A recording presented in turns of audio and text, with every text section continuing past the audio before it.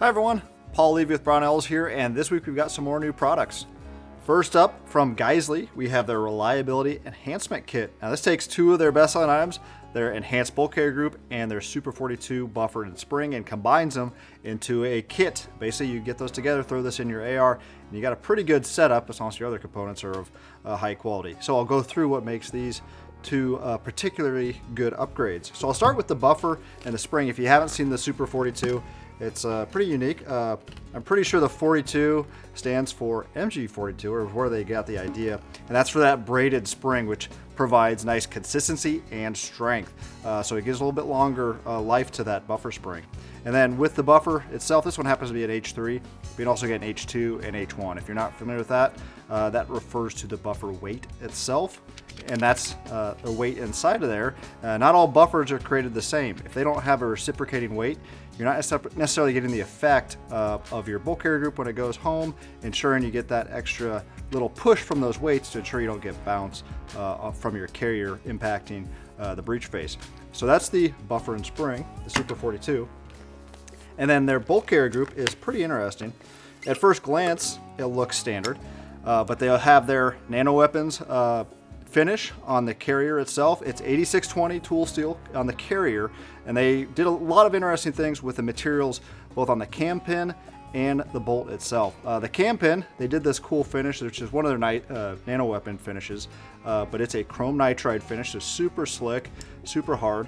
And then the bolt itself, they went with a Carpenter 158 Plus. So you may be familiar with Carpenter 158. It's the spec'd out bolt material, has been for the entire life, basically, of the M16. The Carpenter 158 Plus, they actually went to Carpenter, the manufacturer of the steel, and had it spec'd out to have less inconsistencies in the material. So they asked for essentially a finer grade of Carpenter 158. And they didn't just pick some bar stock and machine that. They actually have this bolt forged. So they forged the bolt, providing that extra strength and rigidity, providing extra service life to the bolt itself. And then right here on the bolt, you'll see their inspection mark, that little dot, and they've got magnetic particle testing and high pressure testing. So magnetic particle testing, they're basically scanning that bolt for any cracks or fissures that are already apparent in the material. And then high pressure testing, they're testing with a proof load to ensure that nothing goes wrong there either. So that's the enhanced bolt carrier group. You can see there on the carrier, nicely staked, digs into that screw itself, so that's not going to come loose on you either, that gas key. So that's the Geissele Reliability Enhancement Kit with the Super 42 buffer and spring and their bolt carrier group. And then from Cross Industries, we have a new vendor for Brownells.com. This is Cross Industries, and this is their 10-round magazine. So pretty neat little magazines. This is for an AR pattern rifle. So 10-round capacity, translucent, pretty handy to check your remaining round count. And the clever thing they did here is the base plate. So both mags, which you get in a bag like this already coupled together. So when you buy the mag, you get two together, two 10-rounders. They actually couple and decouple just like so. So they got a locking tab, you put them together, and they'll snap together.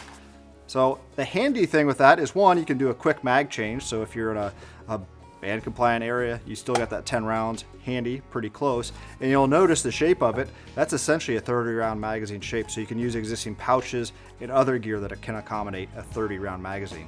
So pretty clever. That's new from Cross Industries. And then from Polymer80, we have a frame. This isn't necessarily an 80% frame. Well, it's not. It is simply a frame, and this is for the 320.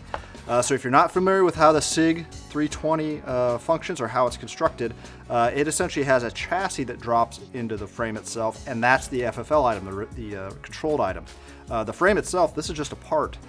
So you already have your 320, you can drop in your chassis, get your sliding barrel, and you're good to go. So it's a nice little upgrade.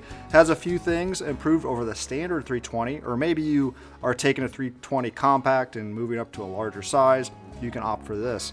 So it has a nice large beaver tail on it, has a Picatinny rail up front so you can mount whatever optics or lights you want.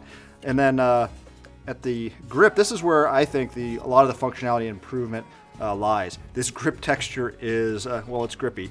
You can see there, super aggressive texture. I shouldn't say super aggressive texture, but you're not going to drop this due to sweaty palms or anything. They got a little bit more up here, so when you rest your thumb, you got a nice place to index. And then when I handled this, I thought it was maybe a bit more pronounced vertically than say a standard 320.